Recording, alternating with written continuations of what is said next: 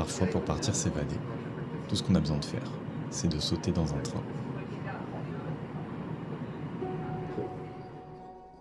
Hier, j'étais encore à Paris, et je n'avais aucune idée qu'aujourd'hui, je serais dans ce wagon avec cette bande de copains.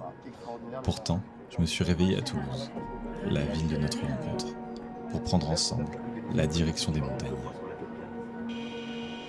Mais l'aventure commence là où s'arrêtent les certitudes. Alors, nous voilà à Axeterme pour partir bivouaquer plusieurs jours. C'est la navette. Avec cette équipe, aussi loufoque qu'improbable.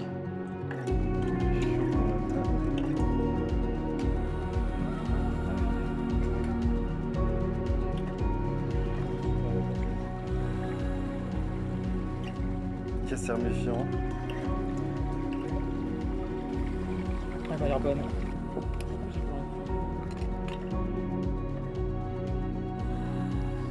Lucas, il a trop la classe.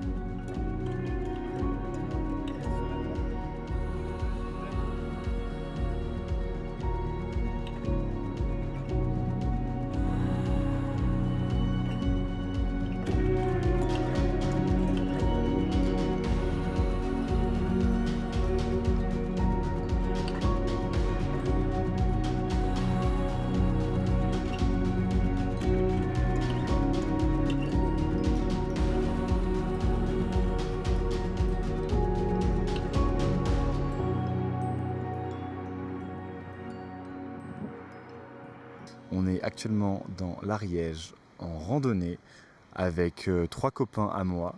Et c'est trop cool parce que ça s'est vraiment décidé last minute. Genre, j'ai décidé hier que j'allais prendre mon train de Paris, de rentrer plus tôt. Et en fait, on va bivouaquer. On est passé par un barrage hyper impressionnant, par d'anciennes forges ou mines. On est arrivé à l'étang de Naguil et on est en bivouac avec nos petites tentes. Le Népal et bien sûr la Nouvelle-Zélande, ça m'a vraiment donné le goût de la randonnée et le goût aussi de partir plusieurs jours. Et donc là, c'est vraiment une belle occasion de le faire avec des gens que j'affectionne énormément parce que c'est des amis qui datent de presque 10 ans maintenant, que j'ai rencontrés pendant mes études. Et voilà, je me serais jamais dit un jour qu'on partirait en randonnée ensemble. C'était pas forcément le style à l'époque, on était plus dans un mood étudiant, on était plus dans un mood où, tu vois, on sortait, on picolait, tout ça, donc c'est cool. Aujourd'hui, on a fait à peu près 8 km, je crois, avec 1002 de D+, quand même. C'est le 14 juillet, c'est la fête nationale. On a quand même sacrifié la demi-finale de la France contre l'Espagne.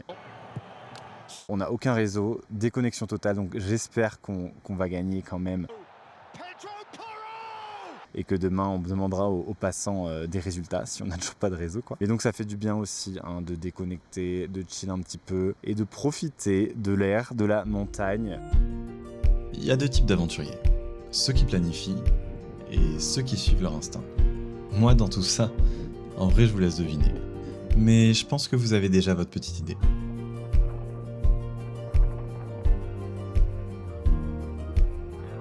Après tout, ce qui compte, c'est le voyage, pas la destination. Alors avec ma caméra, je capture tous ces instants, si précieux à mes yeux. T'as eu mes fesses ou pas?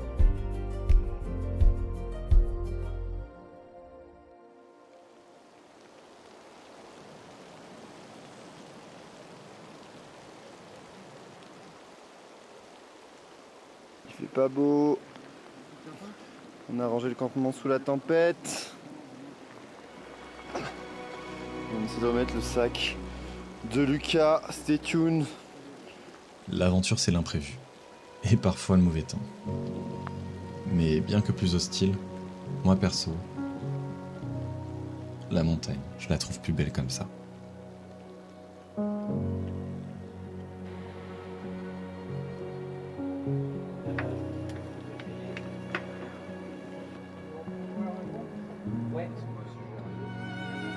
Et avec un peu de patience, les rayons finissent toujours par revenir. Le soleil n'a jamais autant de valeur que lorsqu'il succède à la pluie. Et peut-être que le bonheur fonctionne de la même façon. On mettait un flexeur de ouf. Va vite après. On est plutôt dans le bon train là. Un train d'enfer.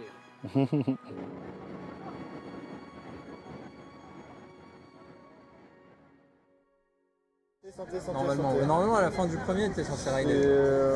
On évite d'éclabousser sous le micro. Est-ce que ça va pas être dur de retourner à Paris?